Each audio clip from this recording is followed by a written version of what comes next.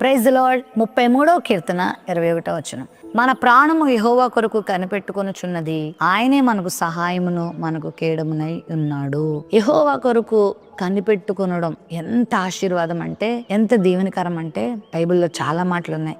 ఆయన కొరకు కనిపెట్టుకోవడం అంటే ఆయన కార్యం చేస్తాడు, ఆయన మేలు చేస్తాడు అని నమ్మకం పెట్టుకొని విశ్వసించుకుంటూ ఆయన చేసే కార్యం కొరకు ఎదురు చూడడం వలన మనం నూతన బలం పొందుతాం. ఆయన కొరకు కనిపెట్టుకున్నప్పుడు ఆయన మనకు సహాయంగా ఉంటాడు, కేడముగా ఉంటాడు. మరి నువ్వు ఆయన కొరకు కనిపెట్టుకుంటున్నావా? కొన్నిసార్లు ఈ ప్రస్తుత పరిస్థితులను చూసినప్పుడు దేవుడు ఆలస్యం చేస్తున్నాడని కొన్నిసార్లు దేవుని మీద కూడా అనుమానించేటువంటి పరిస్థితులు సాతాను తీసుకొస్తాడు. నిజంగా దేవుడు ఉన్నాడా?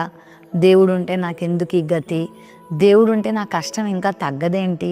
నా బాధలు ఇంకా పోవేంటి అని చాలాసార్లు ప్రశ్న వేసుకుంటూ దేవుణ్ణి కూడా శంకించేటువంటి పరిస్థితుల్లోకి మనం వచ్చేస్తూ ఉంటాం. అయితే నువ్వు దేవుని కొరకు కనిపెట్టుకున్నప్పుడు ఖచ్చితంగా నీకు సహాయంగా ఉంటాడు. బైబిల్లో చాలామంది భక్తులు ఆయన కొరకు కనిపెట్టుకున్నారు. ఎక్కడా ప్రభువుని అవమానించలేదు, ఎక్కడా వెనుదిరగలేదు, ఎక్కడా కూడా శంకించలేదు. మనకు తెలుసు యోబు గురించి ఎంత సహనం, ఎంత ఓర్పు, ఎంతగా దేవుని కొరకు కనిపెట్టుకున్నాడో కదా. ఆయన యెహోవా కొరకు కనిపెట్టుకున్నాడు కాబట్టి ప్రభు ఆయనని జ్ఞాపకం చేసుకున్నాడు. ఖచ్చితంగా నీ జీవితంలో కూడా అట్టి కార్యం దేవుడు చేస్తాడు.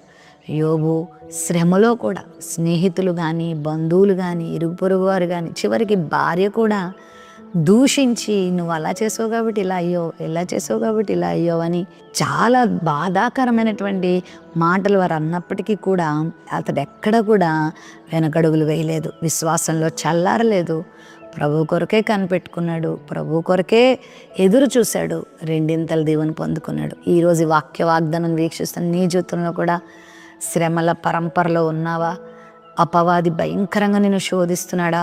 తట్టుకోలేనంత బాధలో నువ్వు ఉన్నావా?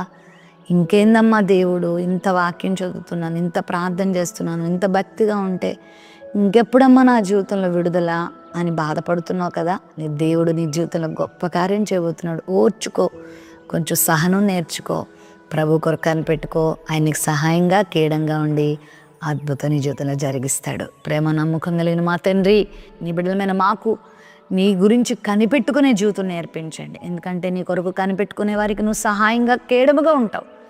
అట్టి కృప నీ బిడ్డలకు దయచేయమని యేసు నామములో ప్రార్థిస్తున్నాం తండ్రి. ఆమెన్.